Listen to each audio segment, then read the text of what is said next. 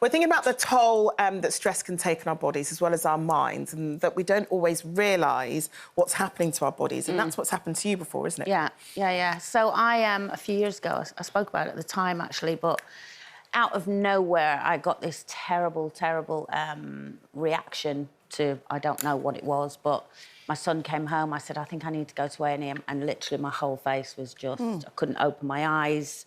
It looked like, it was just horrific, actually. And when I went in, I thought, oh, we're going to be here for hours. And I walked in and they went, no, you've got to go straight to resus. And they hooked me up on everything because they were frightened it was going to hit my throat, and blah, blah, blah. Anyway, long story short, they found out I was allergic to this particular preservative that's in everything, so I can't get away from it.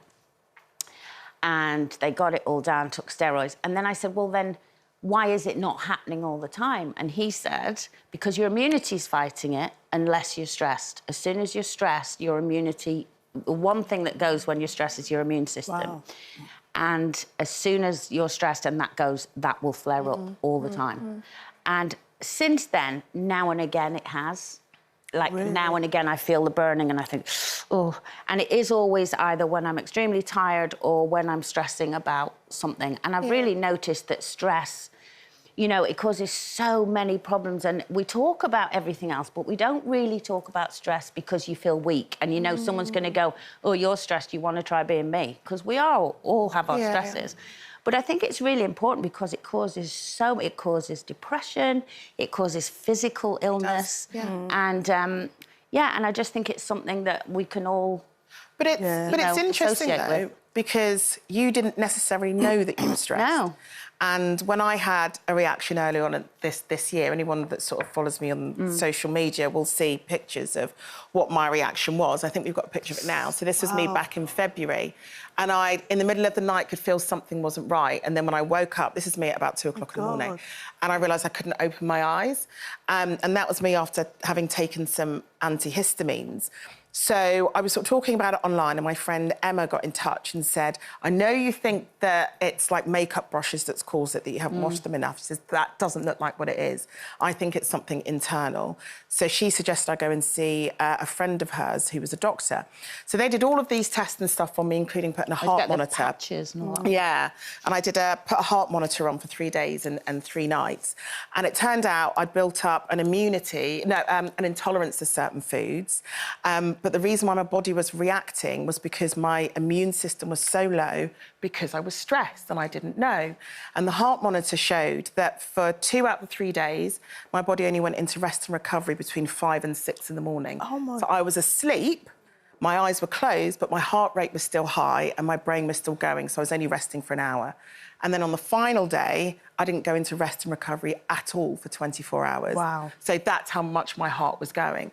So she sort of said I had to find ways in which to deal with it, because if I'd carried on in a couple of years, I would have just collapsed. And I wouldn't have known why I'd collapsed, but it definitely was going to have happened. So I've done lots of changes. I've done the allergy testing, which came up as preservatives, just like yours did. This was the end of the allergy testing when they put lots of patches on my back, and each one of those points my back has a different, you know, chemical on it to see what I'm reacting to. Wow. And it was 2 preservatives that they found out I was reacting to. Yeah.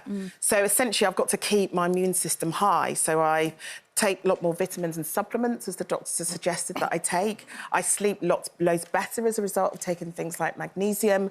And I realise now that for years, especially with having young kids, I hadn't slept properly. And my brain was affected, my body was affected, and that's why I came out in the reaction.